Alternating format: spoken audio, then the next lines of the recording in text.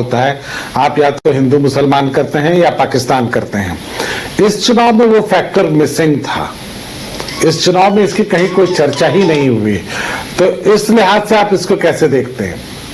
मैं समझना चाहती हूँ आप लोगों से कि जब हम अनाज वितरण कर रहे थे तो क्या उस समय पे हम हिंदू और मुसलमान देख रहे थे? क्या जब उज्ज्वला योजना के तहत हम सिलेंडर दे रहे थे तो उसमें हम हिंदू और मुसलमान में बाइफरकेट कर रहे थे? क्या हमने जब 10,000 रुपया महिलाओं को दिया तो हमने हिंदू और मुसलमान किया? ये दृष्टि है लोगों की, जो दृष्टि है आपकी, जैसी दृष्टि कहते हैं ना कि जैसी नजर है आपको वैसा ही दिखता है सारा। नहीं, लेकिन लोगों का आरोप ये है कि आप जब इलेक्शन होता है तब ये करते हैं, योजनाओं में आप भेदभाव नहीं करते, लेकिन जब इलेक्शन होता है तो फिर धार्मिक मुद्दों पर आ जाता है। वो कब्रिस्तान के कभी पाकिस्तान के, कभी हिंदू मुसलमान के, कभी तो कुछ ना कुछ ये आरोप तो लगते रहे हैं। लेकिन इस चुनाव में वो तमाम चीजें पीछे छूटी हैं, उसका जिक्र कहीं नहीं हुआ। क्या कुछ खास स्ट्रेटेजी इसके लिए बनी? देखिए, मैं आपको बताना चाहूंगी, जो फैक्ट है उसको जानना बहुत जरूरी है लोगों को, नहीं तो लोग अंधेरे में जो उनको बरगलाता रहेगा, लोग उस डायरेक्शन में चले जाएंगे, दिशा भ्रमित होंगे। वक्फ में कि जितना जमीन है, आपको पता है कि बिहार के अंदर कितना जमीन है वक्फ का? कितना जमीन हिंदू टेंपल के तहत आता है? जितना 2 लाख एकड़ अगर जमीन वक्फ का है, बिहार की बात कर रही हूँ, तो 40,000 एकड़ मंदिर का जमीन है। आप देख रहे हैं कि कितना 25% है। तो ये सारी चीजें मैं तो एक पहलू अभी आपको दिखा रही हूँ, अभी सिर्फ एक पहलू दिखा रही हूँ आपको। चीजें बहुत जमीनी स्तर पे बहुत ही ज्यादा दयनीय है और बहुत मतलब ये सारी ऐसी संवेदनशील चीजें हैं जो जनता को हम बिल्कुल 1 to 1 आकर के हम बता भी नहीं सकते। ये रास रचा गया है किसके द्वारा? तो कांग्रेस के द्वारा। ये रास रचा गया है किसके द्वारा? तो आरजेडी के द्वारा। तो ये सारा ऐसा घटनाक्रम है कि हम लोगों को, यूपी में भी योगी जी ने कहा, कांग्रेस से अभी यूपी में भी योगी जी ने कहा कि बटोगे तो कटोगे। रिएक्शन इंडिकेशन है। जहां तक चुनाव की बात है, आपको पता है कि चुनाव में अभी जो परिणाम आपको देखने को मिल रहा है, ये किस तरीके का परिणाम है। जंगल राज लाने के लिए किसने किया था, किसने ये बीड़ा उठाया था कि जंगल राज को फिर से रिवाइव किया जाए? और कोई नहीं, प्रशांत किशोर थे, जिनका मीडिया में इतना ज्यादा उनका उछाला गया उनको कि उनकी तो सरकार बन रही है, वो तो अर्श पे या फर्श पे वाली बात हो रही थी। और दिल्ली और तमाम शहरों में बैठे हुए लोग ये सोच रहे थे कि प्रशांत किशोर कुछ बहुत बड़ा मिरेकल कर देंगे। मिरेकल हो सकता है, जब नीयत साफ होगी तो डेफिनेटली मिरेकल हो सकता है। हमेशा कहा गया है कि शक्ति के साथ जब सत्य साफ होता है तो बहुत बड़ा मिरेकल होता है। लेकिन जहां पे सिर्फ हो कि स्वयं पे के हित को साधना हो, जहां अहंकार हो, जिस तरीके की भाषा शैली प्रशांत किशोर बार बार यूज कर रहे थे, हमारे शीर्ष नेतृत्व पे जिस तरीके से, जो बिहार के हमारे नेता थे, जो कैबिनेट मिनिस्टर थे, उनके ऊपर जिस तरीके से लांछन लगा रहे थे, उन्होंने अपने भीतर का दिखाया कि हमारे अंदर क्या चल रहा है। कुमकुम जी, आपके पास हम फिर लौटेंगे। हमारे सहयोगी अंशु इस वक्त जदयू के मुख्य प्रवक्ता नीरज कुमार जी के पास हैं। नीरज कुमार जी, अंशु हम जानना चाहेंगे वो क्या कह रहे हैं। आपके पास हम फिर लौटेंगे। हमारे सहयोगी अंशु इस वक्त जदयू के मुख्य प्रवक्ता नीरज कुमार जी के पास हैं। नीरज कुमार जी, अंशु हम जानना चाहेंगे वो क्या कह रहे हैं। जी बिल्कुल, देखिए उदय, जिस प्रकार से प्रचंड बहुमत की ओर अग्रसर है एनडीए, नीरज कुमार जी मोर्चा संभाले हुए हैं। नीरज जी, क्या कहेंगे? अब क्या लग रहा है? जो लोग कह रहे थे भाई जो एग्जिट पोल जो दिखा रहे हैं वो गलत है, धाराशाही है, सरकार में हमारा, उनके लिए क्या मैसेज है? अरे जंगल राज के वारिस हार रहे, सुशासन जीत रहा, नीतीश कुमार जी जीत रहे, राजनीति के लंपट को बिहार मिलना है। अरे बिहार में हमने काम किया है तो काम की मजदूरी, अहंकार नहीं, सम्मान सबका, यही हमारी पूंजी है। हम चुनाव में हम सफलता की ओर लगातार बढ़ रहे हैं। नीरज जी, नीतीश कुमार को जो लोग हल्के में लेने की कोशिश कर रहे थे, जो स्वास्थ्य पर सवाल उठा रहे थे, उनको तो कहीं न कहीं आज एक झटका लगा होगा। उनको अपना पापा का किडनी देखना चाहिए, जल्दी से बर्खास्त करना चाहिए लालू जी को, कि लालू जी अध्यक्ष न है, जिम्मेवारी लेंगे ना भाई, जिम्मेवारी लेंगे ना। मंगनी लाल मंडल अति पिछड़ा थे, उनको तो घुमेबे नहीं किया। लोग हेलीकॉप्टर पर अकेले घूमता रहा। टक्कर बना दिया हेलीकॉप्टर को। कौन टक्कर बना दिया था उन लोगों ने? उनका कहना था भाई हेलीकॉप्टर इतना सभा कर रहे हैं कि टक्कर बन गया है। तन मुकेश सहनी रो रहे थे, हम तो डूबे हैं सनम तुमको भी ले डूबेंगे, साथे साथ पार लगा दिया सबको, कांग्रेस को भी। अच्छा, एक सवाल लेंगे, नीतीश कुमार को जिस प्रकार से वोट मिला है, महिलाओं ने जिस प्रकार से वोट किया, हम लोग पहले से ही कर रहे थे, तो महिलाएं पूरा एग्रेसिव होकर वोट कर रही हैं, चाहे मुस्लिम महिलाएं क्यों ना हो। क्या लग रहा है, जो क्या आप लोग क्या मैसेज इसको पढ़ पा रहे, जो बहुमत आ रहा है, जो आंकड़े आ रहे हैं, कैसे देख रहे हैं इसको? अरे समाज के हर तबका ने वोट दिया है।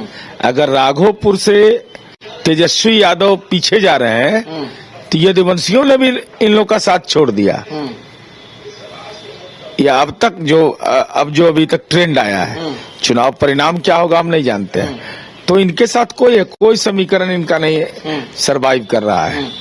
आप लोग का रोड मैप क्या होगा, क्योंकि जनता ने जिस प्रकार से मैंडेट दे रहे हैं, मतलब बहुमत आ रहे हैं, आप लोग का रोड मैप क्या होगा 5 साल का? 5 साल का रोड मैप तो घोषणा कर चुके हैं हम लोग कि युवाओं के लिए करोड़ रोजगार, नौकरी, महिला का स्वरोजगार योजना, उसके अलावा स्टूडेंट क्रेडिट कार्ड को ब्याज मुक्त किया हमने, इसके अलावा हर जिला में मेडिकल कॉलेज। अरे जितना कमा है हमने ना कमा है भाई, ये लोग कौन काम किया है? लालू जी के घर में बिजलियां जल रहा है तो हमरे वाला बिजलियां जल रहा है, अपना सब जनरेटर चलाते थे ही। अच्छा, नौकरी को लेकर जो कह रहे थे 20 दिनों में अधिनियम लाएंगे, घर घर नौकरी देंगे, क्या वो फ्लॉप हो गया? अच्छा, ऐसा सुने कहीं कोई विश्वास करेगा? मैंने आपके घर में 4 गो राजनीति में नौकरी चाहिए और दूसरे के घर में 4 गो बेटा पढ़ल है, बेटी है, तो उसको नौकरी नहीं चाहिए। ये सब फालतू बात है। नौकरी जमीन के नाम पर लेने का ट्रैक रिकॉर्ड रहा है, और नौकरी कब दी है? नौकरी दी है कभी? वो तो कह रहे हैं हम नौकरी दिया, जो सरकार में आए तो हम ही नौकरी दिया। मत तेजस्वी यादव खंडन करे तो हमारी बात का। शिक्षकों की नियुक्ति का दावा कर रहे थे सबसे, और संचिका पर हस्ताक्षर है शिक्षा मंत्री का, चंद्रशेखर जी का। अरे पद सृजन होगा ना विभाग से भाई। 16/9/2023 को वह संचिका भेजी गई मुख्यमंत्री जी के यहाँ और अनुमोदन हुआ पद सृजन का, और 19 सितंबर 2023 को कैबिनेट का स्वीकृति मिला। तो आप 3 में है कि 13 में है? जब मंत्री ने दस्तखत ही नहीं किया तो सब फर्जी दावा था ये सब। अच्छा, एक सवाल, क्या लोगों ने, बिहार की जनता ने जो जातिगत जनगणना या निगेटिव पॉलिटिक्स, ये तमाम चीजें जो जातिवाद में बांटने की कोशिश हो रही थी, क्या उसे जो है मतलब उस पर कोई ध्यान नहीं दिया या फिर उससे दूर हो गई बिहार की जनता? अरे ये वाला पर इससे दूर हो गया। दिखाइए, दिखाइए। लालू हर इंच माफिया लगते हैं। हांगकांग पोस्ट कहा है दुनिया का सबसे बड़ा अखबार में से एक है। लालू हर इंच माफिया लगते हैं, तो लालू का बेटा कैसा लगेगा? लालू जी का बेटा, ये हम नहीं बोल रहे हैं, my ministers are corrupt, Rabri Devi. यही लोग का राज चाहिए बिहार में, उसी का ना बारिश है। ये जंगल राज के बारिश है, तो जंगल राज वाले देख लीजिए हाल क्या। एक सवाल, राहुल गांधी के लिए क्या मैसेज है? उनको है कि मध्य प्रदेश के जू सफारी नहीं घूमे, यहाँ जू सफारी बहुत अच्छा है राजगीर में, यहीं घूमते रहे। बाघ आदमी एक के साथ खुला मैदान में मिलेगा। आइए घूमिए बिहार, टहलिए बिहार, अब पैदल चलिए। आप पड़ जाते हैं चक्कर में इसके तेजस्वी यादव के। आइए, आपको कभी ड्राइवर बना देता है, कभी ऑनर बना देता है, दोनों चक्कर में आप पड़े रहते हैं। तो उदय जी, नीरज जी हमारे साथ थे और बात कर रहे थे, और इन्होंने जो बातें कही वो भी आपने सुना। अगर आपको कोई सवाल हो तो पूछ सकते हैं। हाँ बिल्कुल, एक बड़ी जीत। और देखिए, अब यही कहेंगे हम कि नीरज जी भी मौजूद है कि पिछली बार जो जदयू की सीटें कम आई थी, लगता है उसी का फायदा आरजेडी को मिला था, क्योंकि चिराग पासवान और जदयू में कई सीटों पर आमने सामने की फ्रेंडली फाइट हो गई थी। पिछली बार जो जदयू की सीटें कम आई थी, लगता है उसी का फायदा मिला था, क्योंकि चिराग पासवान और मंत्री महिला रोजगार योजना नाम है उसका। फिर से बोला जाए उदय जी। जी, इस बार देखिए आरजेडी 35 सीटों पर आ गई, अब तीसरे स्थान पर आ गई है। नीरज जी से एक सवाल पूछना चाहेंगे कि पिछली बार यही आसपास लगभग 43-44 सीटें जदयू की थी, तो उसके पीछे वजह क्या रही होगी कि चिराग पासवान का मैदान में होना?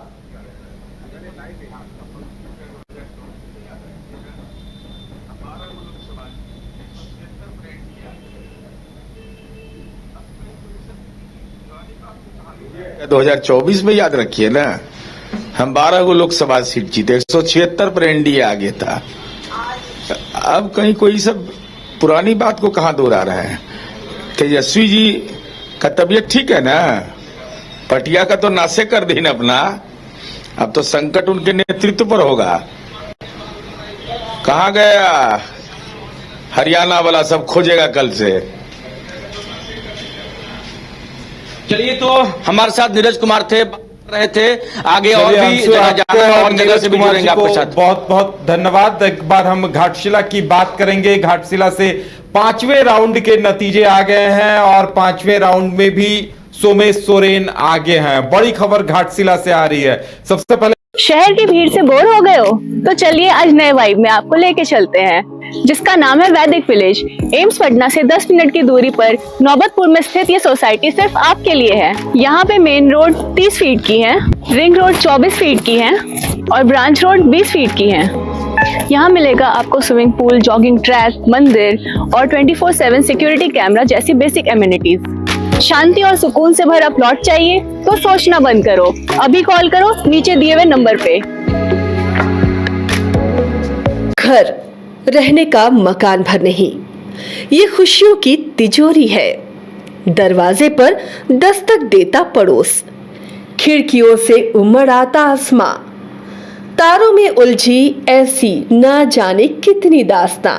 कहती हैं चले डायमंड सिटी, एक सफर हम सफर के साथ अपने घर तक। Diamond city, life long bonding, 500 से ज्यादा खुशहाल डायमंड परिवार। जल्दी करें, सिर्फ 200 फ्लैट बाकी। आज ही बुक करें अपना आशियाना।